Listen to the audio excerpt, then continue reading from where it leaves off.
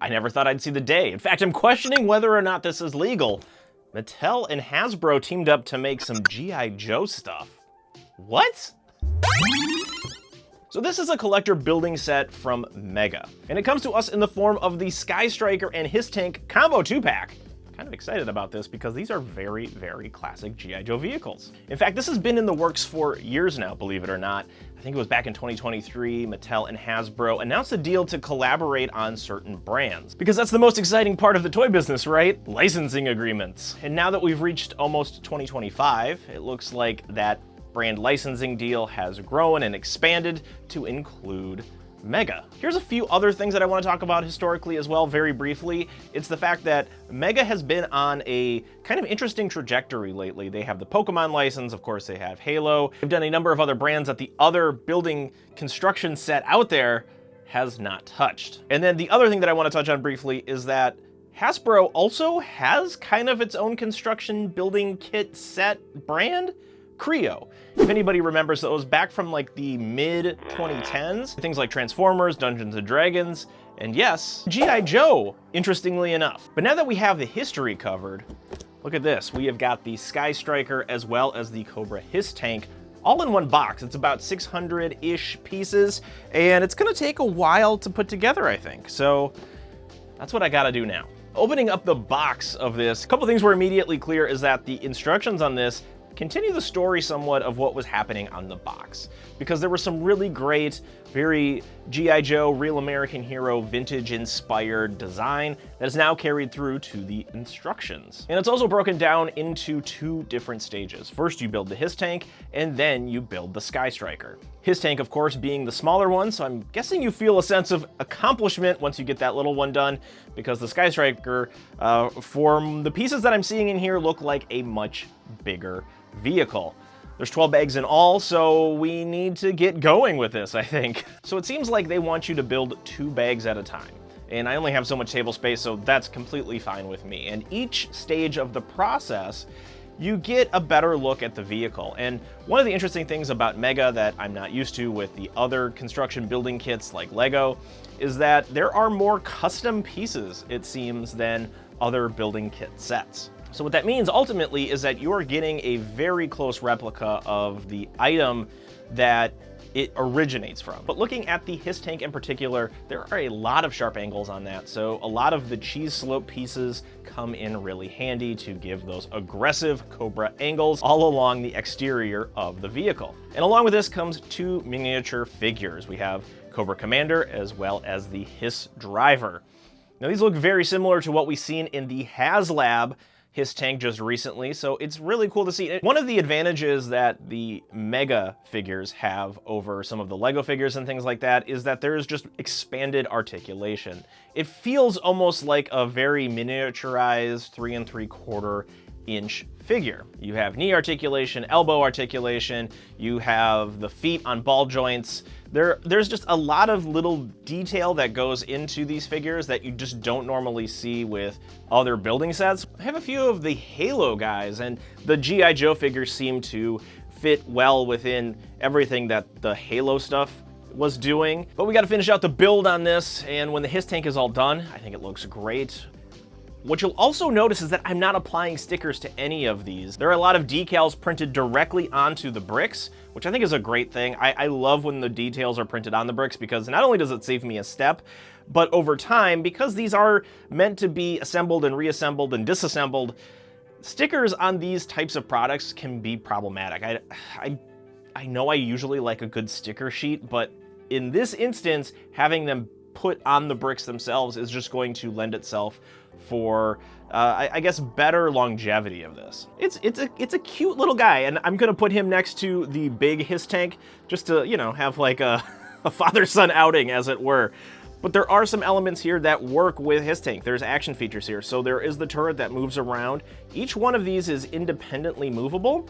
And then, of course, to get the driver in, you have to have a canopy that you can drop one of the figures inside. The treads on this do work as well. I found it is a little stiff. It's very tightly wound. It looks great. I'm looking at it from this side here, and Like, it looks just like you'd want the HISS tank to, but it would be nice to have them freed up a little bit so that it would move a little more freely. Right now it's time to put together the Skystriker. This is the big piece in the box. It is a large vehicle, and the wings look like they do articulate, so I'm going to be curious to see how that all works. And for the Joe team, we have Duke and Ace piloting our Skystriker.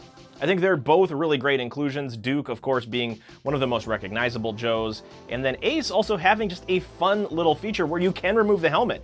At first I didn't think you could, but it is definitely a small little detail that I'm glad they included. This is a brick building kit after all, so you just follow along with the instructions, and I would say this took me overall like about 2-3 hours maybe. I'm not very quick at building these things. I like to take my time. It's kind of a meditative process a little bit for me, so to have these all to put together, as well as like 600 pieces, that's a substantial set, at least in my book. The Skystriker was fun because you do build it symmetrically. You build like one half and then the other half, and then it all starts to kind of come together and then form all the way around, adding the canopy at the very last step, or I guess one of the last steps. Now, a couple things that I did notice about the Skystriker, and this might just be some of the lighting in my studio here, but I did notice there is some variation in the white brick color. Some of them are a little more cream, some of them are a little more stark white. When you step back and you look at the Skystriker altogether, you don't notice the variations all that much. When you're in the instruction booklet and putting together the pieces, you can't help but notice that there is some color variation. The way that the wings work is rather interesting to me because it is a semi-gear system, so they work together in tandem, which I think is great. You wouldn't want to have one wing coming out after the other. It just looks more uniform when the wings unfurl and then they go back. Now, one of the pieces that gave me the most trouble was on the tail of the Skystriker. It's this no step thing, and it's a very weak connection point. So these two trapezoid pieces on either end, there was a time I had lost one of them and I didn't quite know where it was. Thankfully, it was stuck. It was either underneath the instruction booklet or in one of the pages. I was able to find it, but it just doesn't have that very strong connection point, and it's one of those things where it just didn't end up feeling like a very sturdy piece, because throughout the build of the Skystriker, there were some areas you're like, how are they gonna strengthen up this piece? But then a few steps later, you'll find that it interlocks with some other layer or something like that, but that was the one instance where I felt like, ooh, this is barely hanging on by a thread. The other remarkable thing about the Skystriker is that it does include the missiles.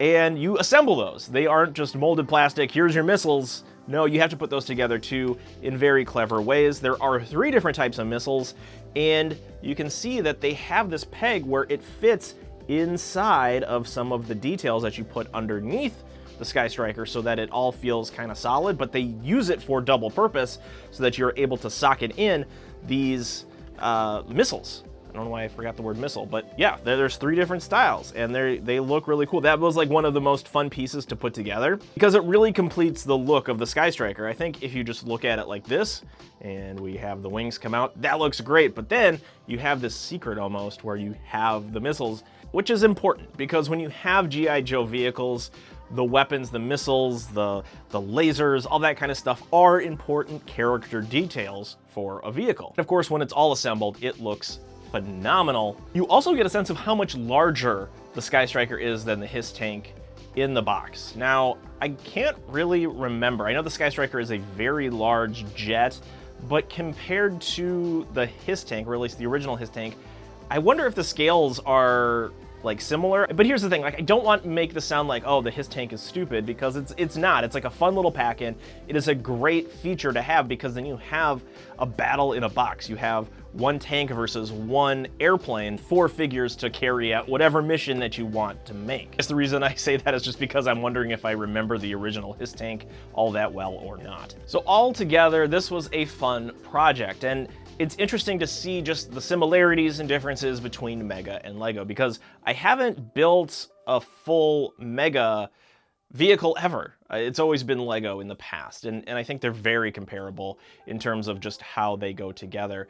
We can talk about material differences and things like that maybe in another video, but for this, it just feels right for the GI Joes to go with Mega because you have a little more realistic looking weapons, you have more articulation, and you have those custom pieces that when complete, when put together with all of the other bricks, it looks like the item from the Real American Hero line, which I think is what they're going for. They're not going for a classified look here. They're going for a very retro look for the collector out there because of more nostalgic reasons. So this being the first effort from the Mattel and Hasbro collaboration in the GI Joe world, things are looking hopeful. I think this was a very strong start to a brand new licensing deal where you have two of the most recognizable, memorable vehicles in a single box with some memorable and recognizable figures to go with them. But let me know in the comment section what you think future vehicles, playsets should be in this brand new line. Because when it comes to GI Joe, I think there's unlimited possibilities